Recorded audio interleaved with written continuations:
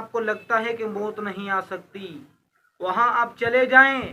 لیکن موت آئے گی، کیونکہ میرا اللہ تبارک و تعالی فرماتا ہے کل نفس ذائقۃ الموت، ہر سانس والی چیز کو موت کا مزہ چکھنا ہے، چاہے وہ پیر ہو، فقیر ہو، نبی ہو، صحابہ ہو، عام انسان ہو، پرائم منسٹر ہو، کوئی بھی ہو، لیکن اس کو موت کا مزہ چکھنا ہے۔ کل اللہ کے دربار میں پیش ہونا ہے، وہاں پیش ہونا ہے جہاں ہر زندہ شخص جائے گا، جہاں ہر زندہ مخلوق اللہ کے دربار میں پیش ہوگی۔ مائیکل جیکسن جیسا شخص زندہ نہیں رہا، جس نے اپنے آپ کو زندہ رکھنے کے لیے اتنی کوششیں کی کہ بندہ حساب بھی نہیں لگا سکتا۔ مائیکل جیکسن جو ایک بالکل کالا سیاہ کلر کا شخص تھا، اس نے اپنی خدمت میں امریکہ کے اور یورپ کے 55 سرجنز ڈاکٹر اپنی خدمت میں لگائے ہوئے تھے، اور 1987 کے اندر مائیکل جیکسن بالکل گورا چٹا ہو گیا۔ جو کالا تھا 1987 کے اندر وہ بالکل گورا چٹا ہو کر دنیا کے سامنے آ گیا، اور اس نے اپنی پہلی البم جاری کی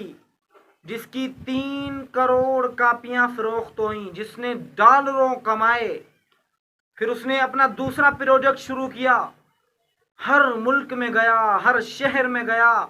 ہر بادشاہ کے پاس گیا، اس نے موسیقی کے شوز کیے،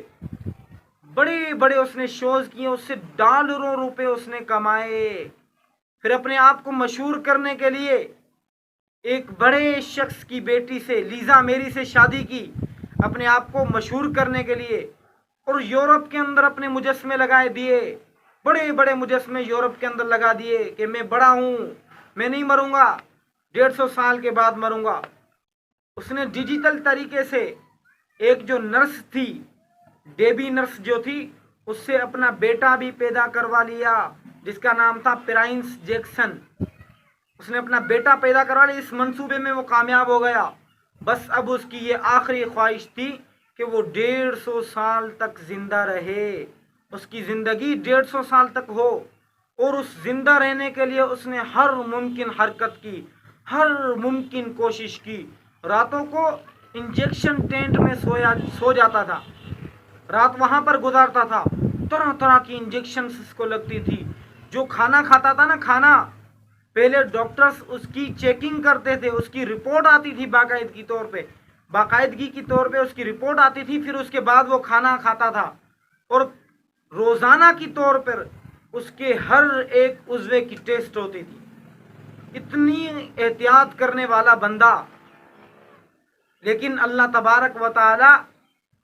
فرماتے ہیں کل نفس ذائقۃ الموت،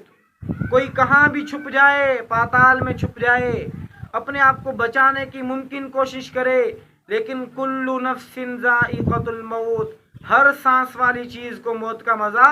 چکھنا ہے۔ پھر ہوا کچھ اس طرح سے کہ رات کو مائیکل جیکسن اپنے گھر کے اندر سویا ہوا تھا